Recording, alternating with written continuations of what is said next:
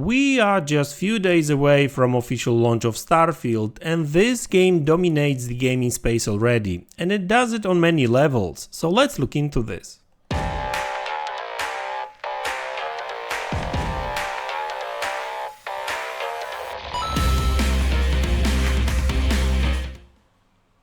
Hey guys, welcome back to the channel. So we all know that Starfield is going to be a huge game. There's going to be a ton of planets to explore, a lot of to do in the main story, and there's going to be side missions, and also don't forget the extra content that community will actually create. So we all know that this game is going to be played for not months but years, just like with Skyrim, for example, right? I mean, if you look at sales charts and the engagement, like Skyrim is still up there with other like new games, right? And you know, the number of different versions that Bethesda versions of Skyrim that Bethesda released, that just goes to show that people just keep on buying the same game because it's actually good, so good, and there's always something to do in that game, right? And I think this will be similar with Starfield. I would even say that Bethesda is going to take that to the next level, and I'll actually talk about it big time. So, you know, the sheer scope of the game is one thing, and, you know, it will be played for many years, of course. But when I said that Starfield dominates the gaming space right now, it dominates also the narrative and sales-wise, I guess, too, because if you actually look at top sellers on Steam, for example, it's actually #1 right now, and we're talking about a pre-purchase, we're talking about a pre-order, right? So the game is not out yet. So I guess this puts all these concerns about Starfield not selling well because it's going to be in Game Pass day one to bed, right? I mean, it's top seller on Steam. It's, I think, in top 3 or top 5 on Xbox. It kind of like, it changes all the time, I guess.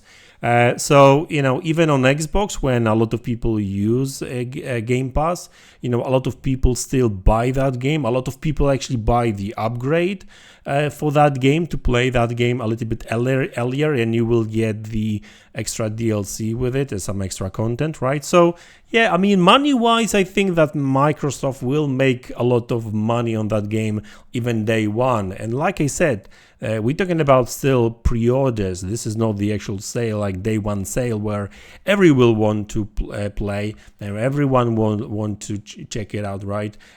Which really, the proper official launch date is September 6th, right? So that's the launch date, and you know, the fact that some people will be able to play that game a little bit earlier, that's just early access and you have to pay extra for it. Not everyone will want to do it, right? Especially that it's actually quite expensive because Starfield it's not even a $70 game. I think it's like costs a little bit more, so that's kind of crazy. And I guess, you know, I always talk about, you know, saving money and stuff. That's why I'll be playing that game on Game Pass day one. I'll probably buy a physical copy a year, 2 years later, just to keep a copy of that game. But with all the patches and, you know, hopefully some bug fixes and that kind of stuff. So obviously, sales-wise, that game is doing good already. I don't really want to call it like the best game or best-selling Bethesda game ever or something like that. Not just yet. Let's wait for the official numbers. But looks like by the charts, looks like the interest is there, and the interest is there not only because, you know, Bethesda actually did a good job presenting that game at this year's E3 and Gamescom, I guess, too, but they also started the marketing campaign, and all that combined is making that game dominate the gaming space in terms of news and mind share. Like, literally everyone is talking about Starfield all the time right now.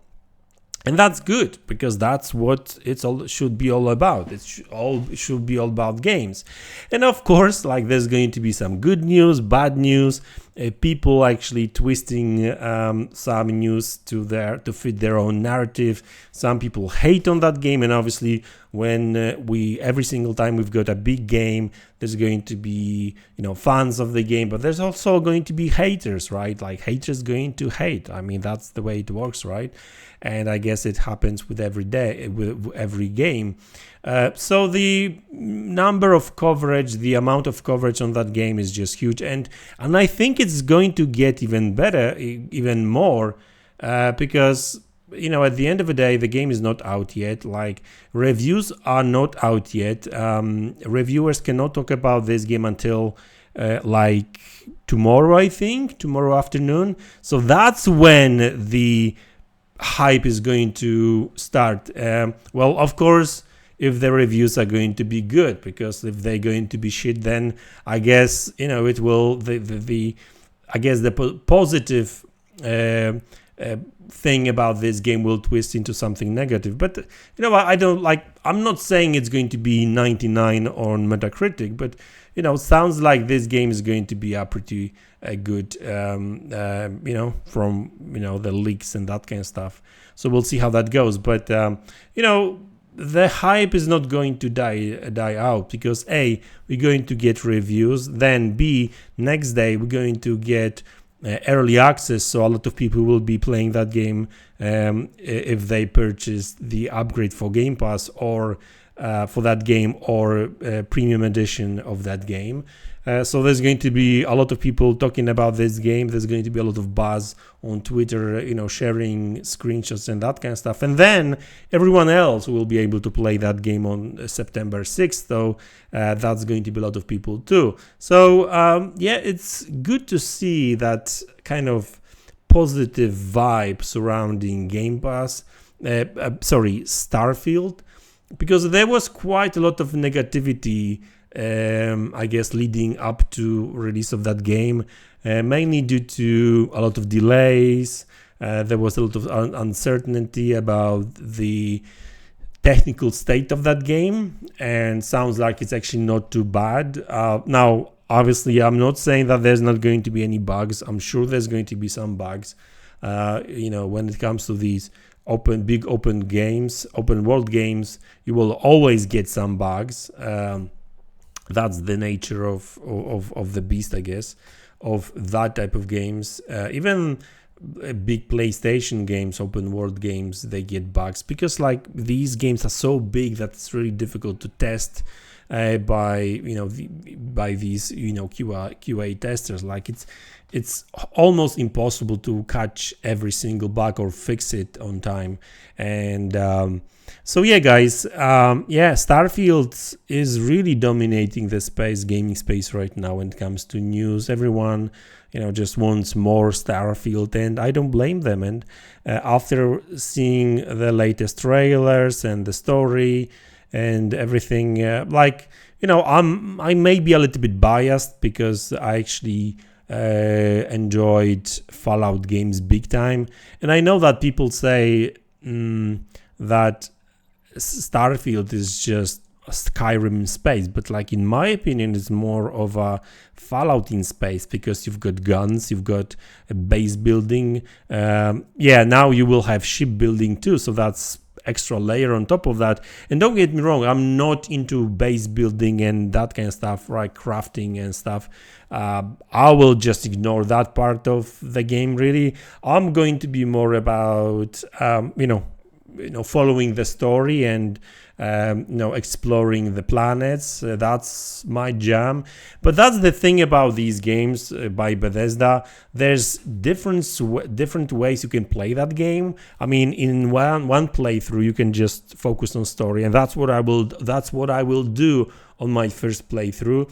On the second playthrough, you can just ignore the story and just explore planets. And on third playthrough, or maybe same playthrough, at some point you can just settle down and pick one planet or two and build some settlements there. And I'm not sure if you can create economy there. I mean, it's not for me really, but I know that you can actually build bases and that kind of stuff. I'm not sure about the economy. That might be a bit too much for that game, in my opinion. because this game is going to be pretty heavy on different, I guess, simulation and mechanics and systems and stuff. So yeah, anyway, so listen, I'm really looking forward to play Starfield. Yeah, looks like a lot of people too. And yeah, looking forward to seeing these first reviews and whether people like it or not. And I'm very curious of the technical state of that game. Digital Foundry, one of their latest video, did say that despite the fact that trailers looks a bit jaggy, I mean not jaggy, but stuttery, but the actual gameplay, when they were shown that like live in the Gamescom during Gamescom, yeah, that looked much better than what we actually do see during these trailers, because the trailers do have that stutter for some reason. So I don't know what's going on there, but the game does not have that. So that's good, performance wise. And I know it's 30 frames per second, but it is what it is. So guys, that's the video. I hope you enjoyed it. Let me know what you think about it. What's your thoughts on Starfield and the hype? And you know, subscribe to the channel if you haven't already. And I will see you all in the next one. Take care.